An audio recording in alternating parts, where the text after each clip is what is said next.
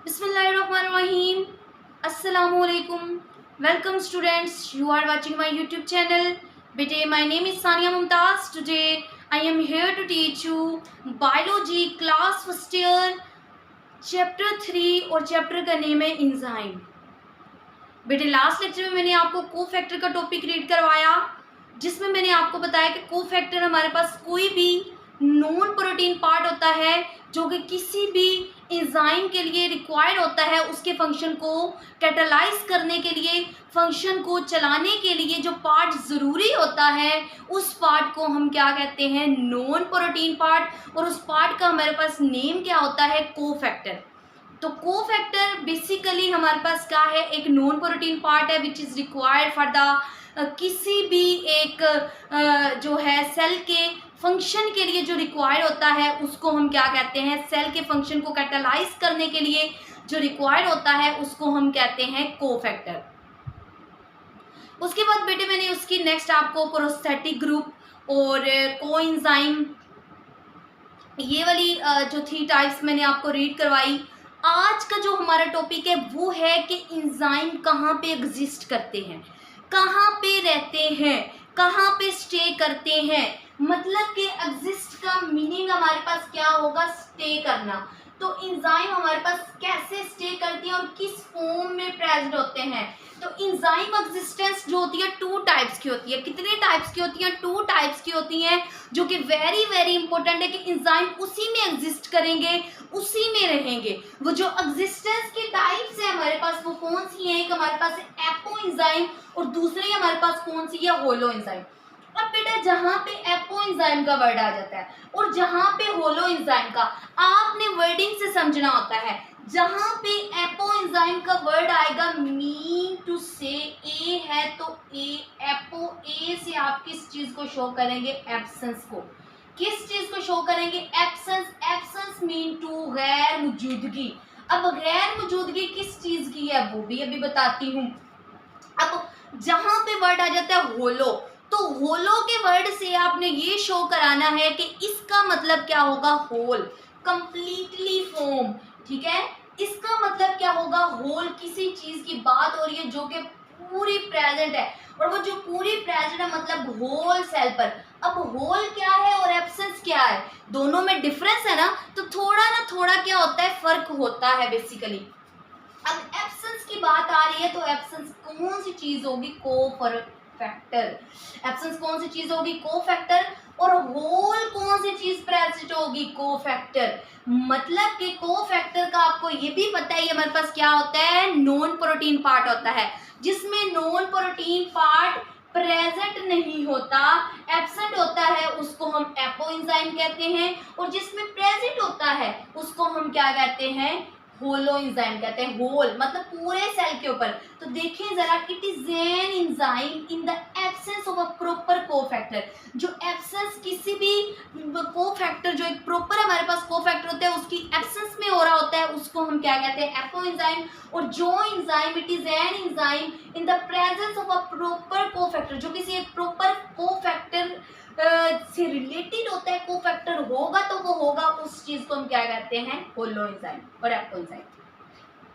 अब बेटा एब्सेंस है तो क्या होगा, इनकम्प्लीट तो होगा। मतलब पहले ही मैंने बताया, जहाँ पे एपो आ जाते हैं एब्सेंस और जहाँ पे होलो आ जाता है होल, मतलब कोफैक्टर प्रेजेंट होगा। अब एब्सेंस है तो मतलब इसमें एब्सेंसी ही रहेगी। Incomplete enzyme, it is a complete enzyme कौन सा होगा, होलो, क्योंकि होल है, प्रेजेंट है, मुकम्मल तौर पर प्रेजेंट होगा। इनकम्प्लीट एंजाइम अब क्या होगा बेटे, इट रिमेन्स इनएक्टिव। एब्सेंस था, एब्सेंस है, बीमार है, सोया हुआ है, तो क्या होगा, इनएक्टिव ड्यूरिंग केमिकल रिएक्शन। अब केमिकल रिएक्शन होते हैं जो किसी भी सेल को कैटालाइज करते हैं, सेल के फंक्शन को चलाते हैं। तो केमिकल रिएक्शन में ये क्या होगा, हमारे पास इनएक्टिव होगा, एक्टिव नहीं होगा। ये क्या होगा भाई साहब, ये एक्टिव होगा। It is active for carrying out a chemical reaction. किसी भी रिएक्शन को चलाने के लिए ये एक्टिव बैठा होगा, क्योंकि होल पे प्रेजेंट है, पूरे पे चारपाई पे उसने कब्जा जमाया हुआ है, इधर कोई कब्जा वगैरह नहीं है। It can not start reaction. Absence है तो कैसे बेचारा कर सकता है, एब्सेंस है तो कैसे रिएक्शन को स्टार्ट करेगा, ये स्टार्ट कर सकता है क्योंकि ये क्या है, प्रेजेंट है, वो भी होल के ऊपर, पूरे का पूरा इसने क्या जमाया हुआ है, कब्जा। ओके, इसकी एग्जांपल हमारे पास क्या होगी, पेप्सिनोजिन, ये एक एंजाइम है, ठीक है, और इसकी खास डीएनए पॉलीमरेज, आरएनए पॉलीमरेज और कैटालेज जो रिएक्शन को क्या करते हैं, चलाते हैं। डीएनए जो हमारे डीएनए से रिलेटेड होता है, डीऑक्सी राइबोन्यूक्लिक एसिड, और आरएनए जो हमारे राइबोन्यूक्लिक एसिड से रिलेट करता है। अब मेरा बेटा के एंजाइम प्रेजेंट कहाँ पे होते हैं, कहाँ पे पाए जाते हैं, ठीक है, एंजाइम कहाँ पे प्रेजेंट होते हैं। Many enzyme are dissolve in cytoplasm. आपको पता है साइटोप्लाज्म एक फ्लूइड सा होता है जो न्यूक्लियस के इर्द गिर्द प्रेजेंट होता है। उसमें जो होगा हमारे पास कुछ एंजाइम वहाँ पे प्रेजेंट होते हैं, और कुछ एंजाइम कहाँ पे प्रेजेंट होते हैं, सब सेलुलर ऑर्गेनेली। सब का मतलब होता है कि एक सेल के अंदर जो छोटी छोटी ऑर्गेनेली हैं उसको हम क्या कहते हैं, सब सेलुलर ऑर्गेनेलीज। अब जो सब सेलुलर ऑर्गेनेलीज हमें पता है, माइटोकॉन्ड्रिया, राइबोसोम्स, क्लोरोप्लास्ट, ये हमारे पास क्या है, सब सेलुलर है। और कुछ एंजाइम ऐसे होते हैं बेटा नियर सेल साइड फंक्शन, वो फंक्शन वाली जगह पे प्रेजेंट होते हैं। और आपको पता है कि होता ये है क्योंकि एंजाइम का काम ही क्या है, बेसिकली हमारे पास एंजाइम का काम ये है कि वो किसी भी सेल के फंक्शन को कैटालाइज कराते हैं, तो सेल साइड पे तो प्रेजेंट होना उस बेचारे का बनता है, क्यों ना वो प्रेजेंट हो, वो प्रेजेंट होगा। प्रेजेंट किस वजह से होगा, क्योंकि उसने सेल के फंक्शन को कैटालाइज करना है, चलाना है। उसके बाद ये एग्जाम्पल इसकी क्या होगी, कहाँ कहाँ पे प्रेजेंट होते हैं, जहाँ पे फोटोसिंथेसिस हो रही है, फोटोसिंथेसिस प्रेजेंट इन क्लोरोप्लास्ट, तो ये कहाँ पे प्रेजेंट होगी, क्लोरोप्लास्ट में। राइबोसोम कहाँ पे प्रेजेंट होगी, जहाँ पे क्या हो रही है, प्रोटीन बन रही है वहां पे। और उसके अलावा माइटोकॉन्ड्रिया हमारे पास किस में होगी, सेलुलर रिस्पायरेशन में। तो माइटोकॉन्ड्रिया हमारे पास कहाँ होगी, सेलुलर रिस्पायरेशन में कौन प्रेजेंट होगी, माइटोकॉन्ड्रिया।